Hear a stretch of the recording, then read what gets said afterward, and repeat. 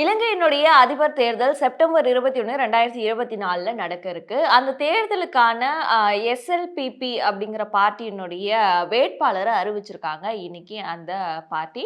அது வேற யாரும் இல்ல. மஹிந்த ராஜபக்ஷ அதாவது ஸ்ரீலங்காவினுடைய முன்னாள் அதிபரும் பிரதமருமாவும் இருந்திருந்த மஹிந்த ராஜபக்ஷவினுடைய மகன் நமல் ராஜபக்ஷவை தான் இப்போ இந்த தேர்தல்ல வேட்பாளரா அறிவிச்சிருக்காங்க. இது பல கேள்விகளை எழுப்பியிருக்கு. திரும்பவும் ஸ்ரீலங்கா அரசியலுக்குள்ள ராஜபக்ஷ குடும்பத்தினர் உள்ள வராங்களா அப்படிங்கிற கேள்வி. அதுக்கு முன்னாடி ராஜபக்ஷ குடும்பத்தினர் ஸ்ரீலங்கால ஆட்சியில இருந்தப்போ அங்க என்னென்ன மாதிரியான சிக்கல்கள் வந்திருந்தது அப்படிங்கிறத பார்க்கலாம்.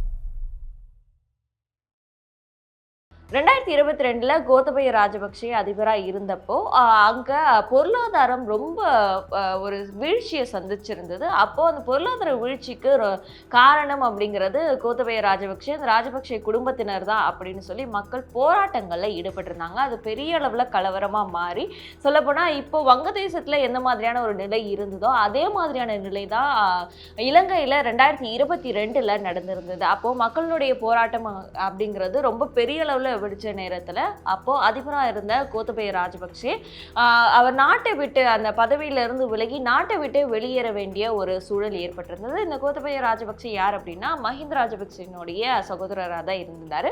ஸோ எப்பவுமே இவங்க ரெண்டு பேருமே சேர்ந்து அதிபராகவும் பிரதமராகவும் இருந்தே இலங்கையில 12 கால ஆட்சியை நடத்தியிருக்காங்க. ஸோ அடுத்ததான் இவங்களுடைய வாரிசா இருக்கக்கூடிய அது மஹிந்த ராஜபக்ஷனுடைய மகனா இருக்க நமல் ராஜபக்சேவை இந்த தேர்தலில் அதிபர் தேர்தலில் போட்டியாளராக களமிறக்கியிருக்காங்க. அதுக்கான அறிவிப்பை இன்னைக்கு காலையில் நடந்த ஒரு பௌத்த மத நிகழ்ச்சியில் அறிவிச்சிருக்காங்க. அந்த நிகழ்ச்சியை முடிச்சுட்டு வந்ததுக்கப்புறம் பேட்டி கொடுத்திருந்த நமல் ராஜபக்சேவும் இந்த களத்தில் இறங்கி நான் தேர்தலை சந்திக்க தயாராக இருக்கேன் அப்படின்னு பேட்டியும் கொடுத்திருந்தாரு.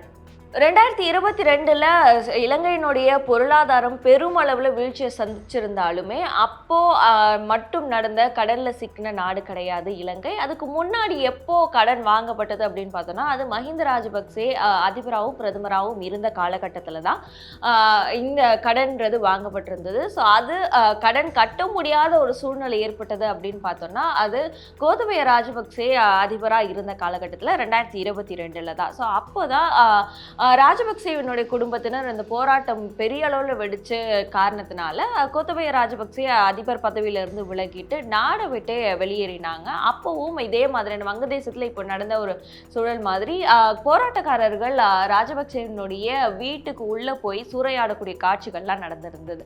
ஸோ திரும்பவும் ராஜபக்சேவினுடைய குடும்பத்தினர் 2 வருஷங்கள், அதாவது 2022ல 2024 வரைக்கும் ராஜபக்சேவினுடைய குடும்பத்தினர் இலங்கை அரசியலில் தலையீடு இல்லாமல் இருந்த நேரத்தில் இப்போ திரும்பவும் ராஜபக்சேவினுடைய குடும்பத்தினர் இலங்கை அரசியலுக்கு இலங்கை தேர்தலில் போட்டியிடக்கூடியது ஒரு பெரிய வியப்பையும் பெரிய அதிர்ச்சியையும் ஏற்படுத்தியிருக்கு அப்படின்னு தான் சொல்லணும். இந்த தேர்தலில் எந்த மாதிரி இருக்க போகுது அப்படிங்கிறத பார்க்கறதுக்கு முன்னாடி எஸ்எல்பிபி பார்ட்டியினுடைய கேண்டிடேட்டாக களமிறக்கப்பட்டிருக்க கமல் ராஜபக்சே யார் அப்படிங்கிறத பார்க்க வேண்டியது ரொம்பவே முக்கியமாக இருக்குது. இவர் இப்போதான் அரசியலுக்கு வந்திருக்காரா அப்படின்னு பார்த்தோம்னா இல்லை, இவர் இதுக்கு முன்னாடியே அரசியலில் இருந்து ரொம்ப காலங்களாகவே அரசியலில் இருக்கக்கூடிய ஒரு நபராக தான் இருந்திருக்காரு கமல் ராஜபக்சே. இவர் 2010ல் 24வது வயசுலேயே முதல் முறையாக எம்பியாவும் ஆகியிருக்காரு. எம்பியா போட்டியிட்ட தொகுதி எதுன்னு பார்த்தோம்னா தன்னுடைய தந்தையா மஹிந்த ராஜபக்சே தொடர்ந்து போட்டியிட்டு அவருக்கு சாதகமாக இருக்கக்கூடிய அவருடைய கோட்டைன்னு சொல்லக்கூடிய ஹம்பன்டோட்டா அப்படிங்கிற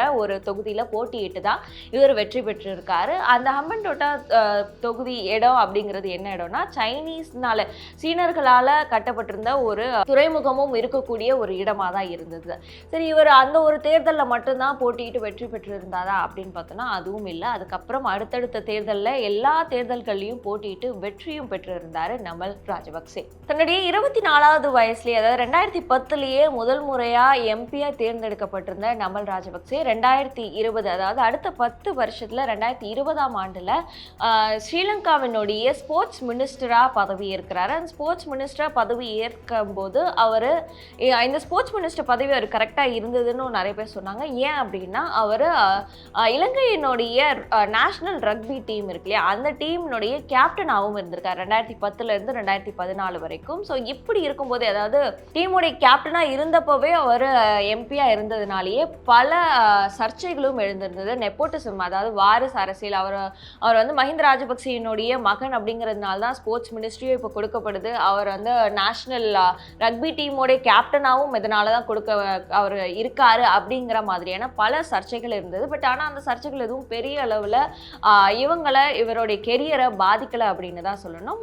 இவர் எம்பியாகவும் இருந்தார். எம்பியாக இருக்கும்போதே அந்த ரக்பி டீமினுடைய கேப்டனாகவும் இருந்திருக்காரு. சரி, இதோட நின்றுச்சா அப்படின்னு பார்த்தோம்னா அது மட்டும் இல்லை. 2011 ரக்பி டீமோடைய கேப்டனாகவும் இருக்கார். அப்போவுமே வந்து எம்பியாகவும் இருக்கார், ரக்பி டீமினுடைய கேப்டனாகவும் இருக்கார். இப்போ மூணாவதாக இன்னொரு பதவியும் அவருக்கு வந்து சேருது. அதாவது அட்டர்னி லா பதவியும் ஏற்கப்படுது. ஆனால் இதுலேயுமே பெரிய அளவில் ஒரு சர்ச்சை வந்தது. என்னன்னா, அவர் இந்த அட்டர்னி ஜெனரல் ஆகிறதுக்கான எக்ஸாமில் சீட் பண்ணி தான் அவர் பாஸ் ஆகியிருக்காரு அப்படிங்கிற ஒரு சர்ச்சையும் வந்திருந்தது. பட் ஆனால் அதுவுமே பெரிய அளவில் இவருடைய கெரியரில் எந்த ஒரு பாதிப்பையும் ஏற்படுத்தலை. இது நம்மள் ராஜபக்சேவினுடைய அரசியல் களமாக இருந்திருக்கு. பட் ஆனால் 2022 இது எல்லாமே மாறிடுச்சு. ஏன்னா 2022 தான் மக்களுடைய போராட்டம் வெடிக்குது. அப்போது பொருளாதாரம் வீழ்ச்சிங்கிறது ரொம்ப பெரிய அளவில் இலங்கையில் இருக்குது. கடனில் சிக்கியிருக்காங்க. அந்த கடனை கட்ட முடியாத ஒரு சூழல் தான் இலங்கை நாட்டுக்கு இருந்தது. ஸோ இதன் காரணமாகவே கோத்தபய ராஜபக்சே, அதாவது நமல் ராஜபக்சேவினுடைய அங்கிள் கோத்தபய ராஜபக்சே பதவியிலிருந்து விலக வேண்டிய ஒரு காரணமாக இருந்தது. ஸோ அவருடைய கேபினெட்டில் தான் இவரும் மினிஸ்டராக இருந்திருக்காரு. ஸோ அவர் இந்த பதவியிலிருந்து விலகிட்டு நாட்டை விட்டு வெளியேறும் போது இவருக்கான மினிஸ்ட்ரி பதவியும் வந்து இங்கே காலியாகுது. ஸோ அது மட்டும் இல்லாமல் மினிஸ்ட்ரி பதவி போனாலும் அப்பவும் இவர் வந்து எம்பியாக தான் இருக்கார். ஏன்னா அதுக்கப்புறம் கோத்தபய ராஜபக்சேவுக்கு பிறகு ரணில் விக்ரமசிங்கே தான் அந்த நாட்டினுடைய பிரதமராகி அந்த நாட்டை வழி நடத்திட்டு வந்துட்டு இருக்காரு. ஸோ அப்போ எம்பியாக இருக்கார். என்னதான் எம்பியாக இருந்தாலுமே அடுத்த 2 வருஷம் 2022 24 வரைக்கும் இவர் அரசியல் சம்பந்தமாக, அரசு சம்பந்தமான எந்த ஒரு நிகழ்ச்சிகள்லையும் அரசுலேருந்து எந்த ஒரு இதுலேயுமே தொடர்பில் இல்லாமல் அரசு விட்டு விலகி தான் இருந்திருக்காரு நமல் ராஜபக்சே. பட் ஆனால் இப்போ 2024 இவர் இந்த தேர்தலுக்கான போட்டியாளராக களமிறக்கப்பட்டிருக்காரு. இதுலேயுமே ஒரு சிக்கல் இருக்குது. கோத்தபய ராஜபக்சே பதவி விலகிட்டு நாட்டை விட்டு வெளியேறின பிறகு ரணில் விக்ரமசிங்கே தான் பிரதமராக பதவியேற்று அந்த நாட்டை வழிநடத்திட்டு வந்துட்டு இருக்காரு.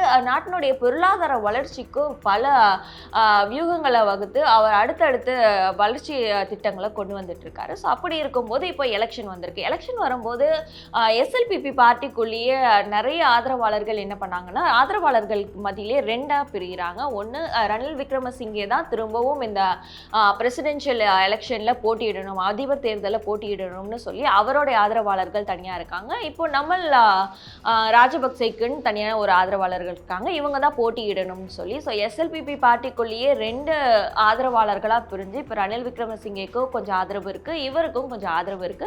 இப்போ இந்த பார்ட்டி சார்பில் இருந்து ரணில் விக்ரமசிங்கே போட்டியிட போறதில்ல, இவர் தான் போட்டியிட போறாங்க, நமல் ராஜபக்சே தான் போட்டியிட போறாங்க அப்படிங்கிற ஒரு அறிவிப்பையும் கொடுத்துட்டாங்க. இதுக்கப்புறம் இந்த அரசியல் களத்தில் என்ன மாற்றங்கள் வரப்போகுது, என்னென்ன திருப்பங்கள் இருக்க போகுதுங்கிறத பொறுத்திருந்து தான் பார்க்கணும்.